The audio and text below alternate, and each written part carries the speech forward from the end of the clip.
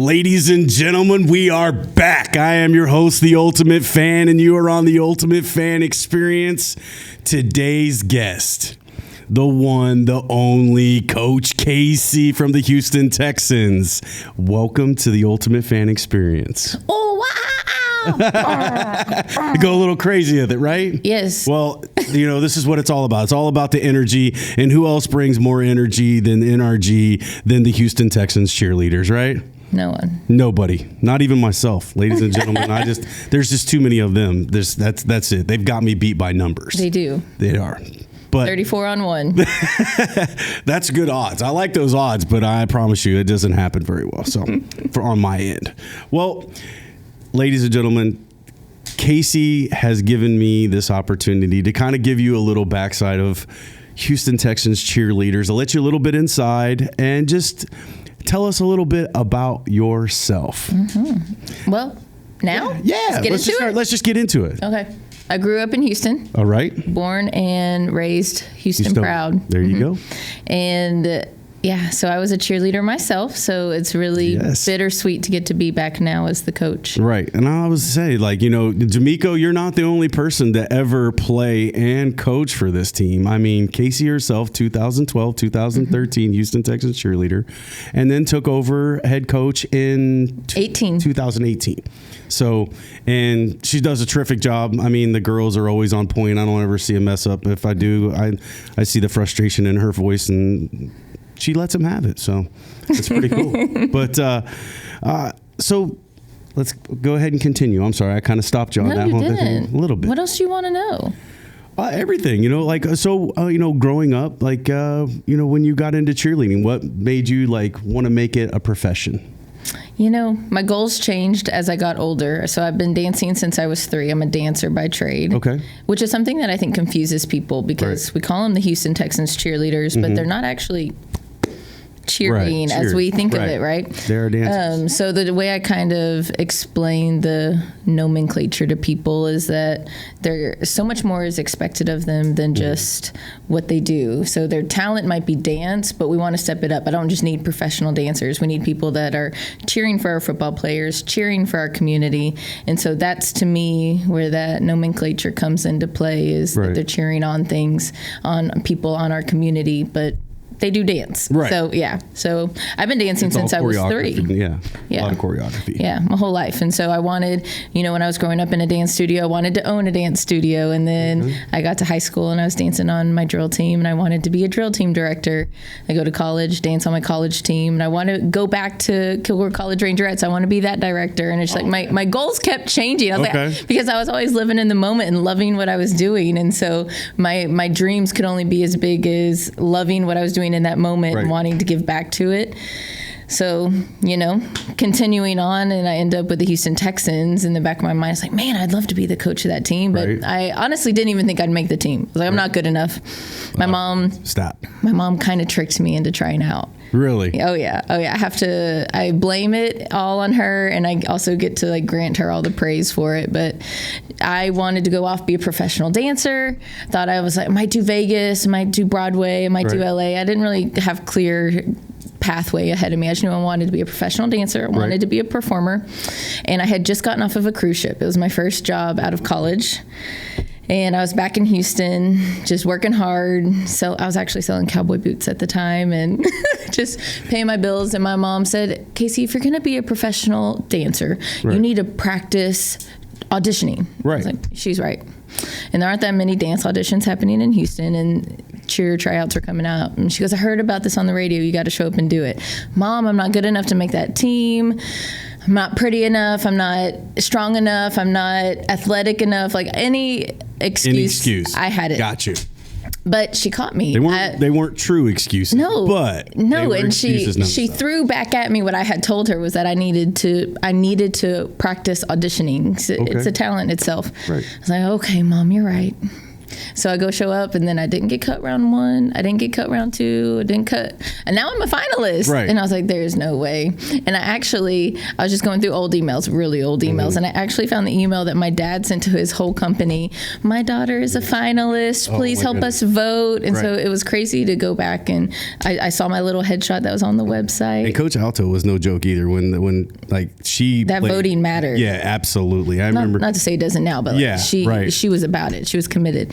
So it was amazing, but I ended up making it. And then that kind of was not only just wild, beyond my wildest dreams to make it, but like I said earlier, you fall into a place where you're like, man, I would love to coach that. Right. And thinking there's no way that'll ever happen, ever. So as starting off, being a Houston Texans cheerleader, I actually got the opportunity to be a judge a few times. When I would love for you guys to bring that back, by the way. I know you guys, it's kind of like been outdated or whatever, but I tell you what, that was a really cool time that I enjoyed it. And it was cool because, that your vote did matter, it put the next girl on through, and they took what we as fans or celebrities or whatever at that time could come and actually do it, which was a really cool honor. And actually I believe one of the years that you went through, I was actually a judge for that. I remember. So that was a lot of fun. Now game day, as a cheerleader, as a Houston Texans cheerleader, it's not just game day. I mean, you guys do other events where it's a timely thing, and it's not that it's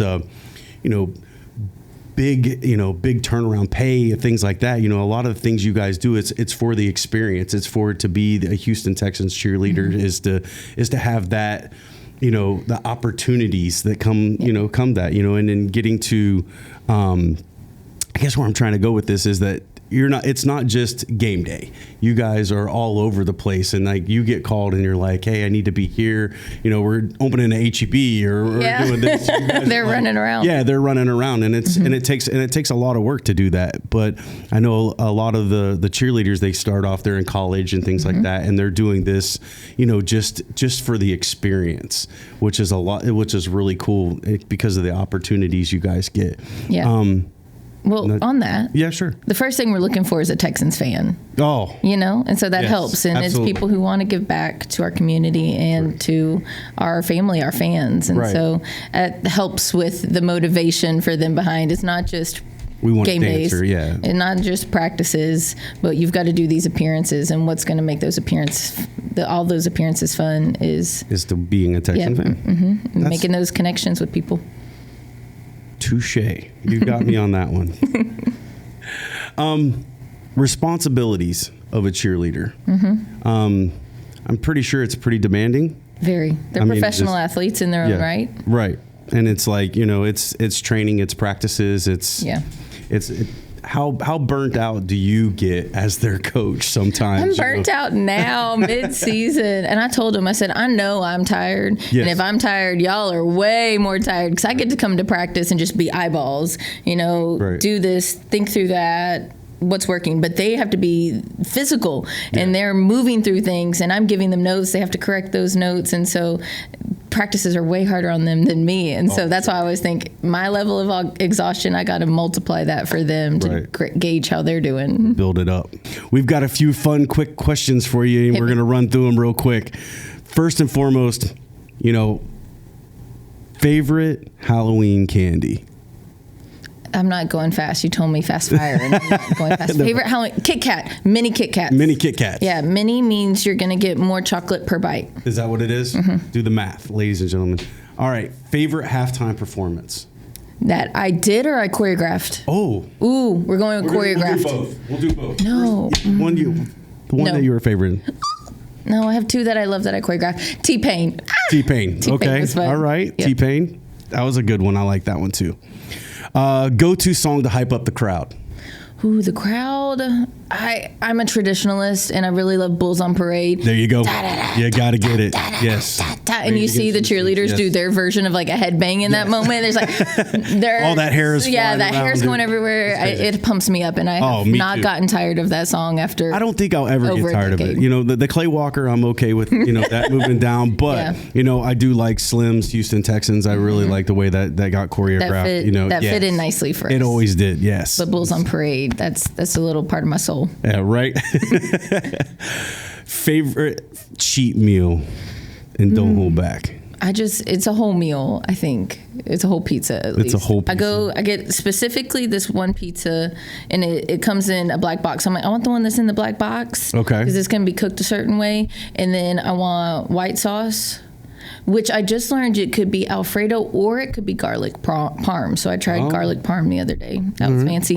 And then I want green peppers, and I want mushrooms. And then depending on my mood, it might have olives. And then they always question me, they're like, no meat? I was like, no, not in this scenario. Not in this one. Mm-mm. Shout out to the pizza place? No. It's my secret place. I can't share it. Oh my goodness, man. She doesn't even want to let anybody know that cheat meal. This is my best one ever. And I already know the answer, but who's the best cheerleaders in the NFL? Well, there's no competition. That's right. It's the Houston Texans cheerleaders. Absolutely. That's what I'm saying, We are not only the newest NFL team. Newest. Right? Yes. We are. Yes. But I think in that time frame, we've really built an amazing cheerleader program. Props to the coach that did it before me, and so it's fun to carry the torch and continue to raise the bar. Fan of the new or the old uniforms? Ooh. In my regard, they're similar. Okay. Right? Because... Battle Red, Liberty White. We had the base. The Texans cheerleaders were branded as athletes, and they had the athletic look, had the sweatbands. They're ready to take on the field. Right. And so we took that model, and so when the cheerleaders were freaking out, they knew that rebrand was coming. Right. They're like, how different is it going to be? I was like, y'all, we're not going from not getting rid of this to a Halloween costume. Right. It's not going to be that different. Right. I was like, we're gonna stay true to what you know and love. We're just going to update it. And so for that reason, my answer to you is that they're in our world, they're kind of similar based when you compare them to the other NFL cheerleaders, right? Because we have that athletic look. Right. But I love the bull horns on the sleeves. Really. I really like that. Glad I did that. You're even wearing that one today. I am. And I'm wearing, and I love wearing this one just for the fact it's always funny when Cal and Hannah came and a few of the others and Greg and Doug, we talk about the new uniforms and stuff. And like, this is one of my little proudest moments because this was like a drawing I did. I said I wanted a horn on the uniform and Cal came and said, hey, look, we're doing it. And I was like, oh my gosh, how exciting, right? Yeah. So out of the new uniforms, favorite? Specifically on the cheerleaders, I love the battle red. Yeah, it just pops, and because it's the coordinated look, red on red, and the red boots. They shine. Yes, and so I actually chose that one for when we were in Canton, Ohio, for Andre's celebration party. It didn't have a theme necessarily as it related to the uniforms, but I told him, I said, "You're wearing battle red. Like it's dark, And Andre and it popped. In the red too. Yeah, it always pops. So on the cheerleaders, I love that one. All right. So what does it mean to put on the red boots? It's a whole attitude. It is, right?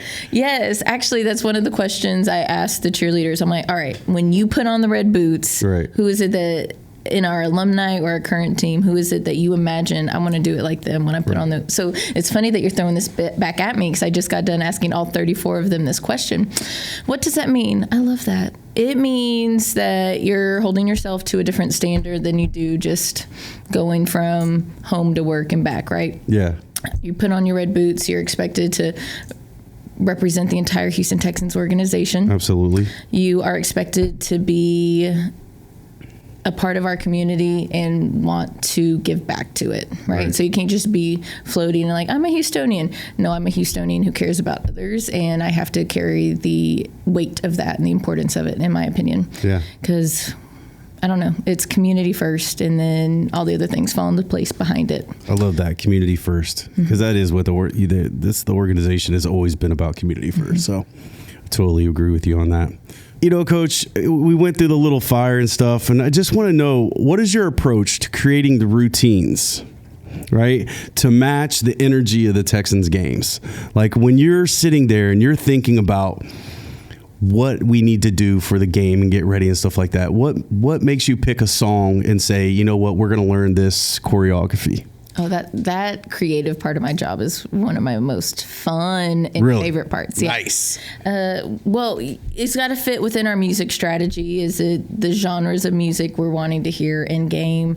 Is it popular? We don't want songs that, if we've got 70,000 fans, we don't want songs that hopefully 2,000 people have heard it. We want to hit the majority. So 68,000 fans need to know this, which really means it's on the radio, it's popular, it's a cross genre. Collabs are great, but like those cross genre hits that you love, even if I don't listen to a lot of Latin music, but I know Bad Bunny, that's going to be a hit. So picking songs like that you play it and all 34 cheerleaders go, oh, and they're excited to learn it, and then they start dancing before we've even put choreography to it. I know that's going to be a good one. So with Bulls on Parade as your song that you first cheered to, what was your, maybe not your first song that you said, ladies, this is the song I want a choreography to it, or better yet, we'll go with your first. I love that question. And then I want your favorite. Okay. That's a really hard question. You're making me think through years and years and years of choreography. But the first one, I got to pick the music, put it on the field, was actually for the playoffs. 2018 season, 2019 playoffs. All right. We danced to Light That Fire. Okay, I remember that. Yeah, it was a good one. That was. So it was right for that moment of, we were in the playoffs. Okay. And we had to light the fire. So that was my favorite and my first. Ooh, okay. Well, it was my first favorite. First favorite? What was my favorite? You know what? I did a Cody Johnson song. I'm gonna put Country on You. All right. And it's Welcome to the Show, which we all know and love. Yes. And it was really fun to choreograph that. And that's one that I taught back in 2019. Okay. And then I let it retire. And then for some reason, I think in 2022, that team was like, can we learn it again? Oh, and I was like, that's old. We've been there, done that. Right. And they were like, no, we love that. We want to learn it. And so just to see them like back. Something and it feel timeless in that moment, it was fun to bring that Kojo song back out. Very cool. What is the most rewarding part of being the leader of the Houston Texans cheerleaders? You might make me cry with that one. Oh, you definitely weren't going to make me cry. The most rewarding part is, it's fun to see them performing on the field, right? I am truly their biggest fan, and I get to sit back and just enjoy I see it. that as a guy who's watching, you're getting ready, then you're watching these ladies, and I can see you in awe of these ladies sometimes when you're really looking at them. So. I see game film, and I actually tell myself I have to control how I react at the end because I'm on the sideline, and so I just don't want to be that crazy person on the sideline. Like, it's their moment. So I try to control how I react sometimes, but like seeing them in their performance aspect and in those moments, I know how much fun that is for them. And so it's great to be behind the scenes and just living through them and seeing their joy. But the most rewarding part is honestly, it's in the connections I get to make with them. Right. And it can be hard with 34 of them, and they know that. And so we find times for all of us to just have one-on-one time, and doing trips with them, that makes it a little easier in those moments. But it just, seeing them as individuals and getting to know them on a deeper level, and celebrate when they get a job, be there for them when something happens with their doggy, and just knowing that they're going through those things, I would 100% say that the most rewarding part is getting to know them on that level and seeing what amazing human beings they are on the inside. And, as the camaraderie goes, not just that, but like, I follow you on Facebook, so I kind of see the stuff that you do outside of the Houston Texans. But, like, you have ladies that you've cheered with or whatever, where you guys get together and you guys have like a weekend or an outing where you guys get together, baby shower, whatever it is. Those are my best friends. They are really your best friends, and that's a really cool part of being, like I say, the rewarding. But how cool is it to say, it's funny, I see some of the old cheerleaders like Libby and Mo and all this, Shelby and all of them that come back from time to time, and I see them on the field. How cool is that to get to work with, the people that you cheered with for so long, and they're helping you train the next great Houston Texans cheerleaders. It is so special because it might be people that cheered before me. And so I looked up to them when I was a cheerleader. It could be people, I'm starting now to have people that I coached move over to staff. Right. So it's fun to get to work with them in a different aspect. And then people who I didn't know at all as alumni coming onto staff and getting to forge relationships with them. So the staff portion and the alumni portion, just getting to network them, host events for them, get to know them, has been a lot of fun. All right. So back to behind the scenes, what is something that people may not realize about how the work that goes behind being an NFL cheerleader? Like, what is something behind the scenes that nobody really sees, but it's like, this is what kind of makes it part of No sleep. No sleep? No sleep. I have one of them who, she was just telling me that if we're at practice till 11, she goes home and her alarm is going off at 4:15 in the morning. This is every day, Monday through Friday. Wow. I don't know how she does it. No sleep. It's all about being a fan, right? Yeah. Well, Casey, I appreciate you coming on and giving a little insight of, what the Texas cheerleaders go through. And, I know this is like, I know guys, when I did this show and I wanted this show to be there, I wanted it to be all about Texans, not just, talking to players and talking about, to the guys and things, but you are an intricate part of the Houston Texans cheerleaders. And I love seeing you out on the field, Casey, and I hope to see you out there for many, many more years. Thank you for having me. Thank you for always supporting our cheerleaders. You don't know how much they look forward to when they get to go around your corner. I know. They get to see you, high five. Sometimes you. they think they're like, I'm glad. Yeah, they have said that. A few of them are like, we know you're here. Like if we don't see you here, we worry. And I'm like, well, don't worry. There's no need to worry. I'm here. You make them feel special. So awesome. We appreciate that. I appreciate it too. Ladies and gentlemen, you've been on the Ultimate Fan Experience. We'll catch you next week.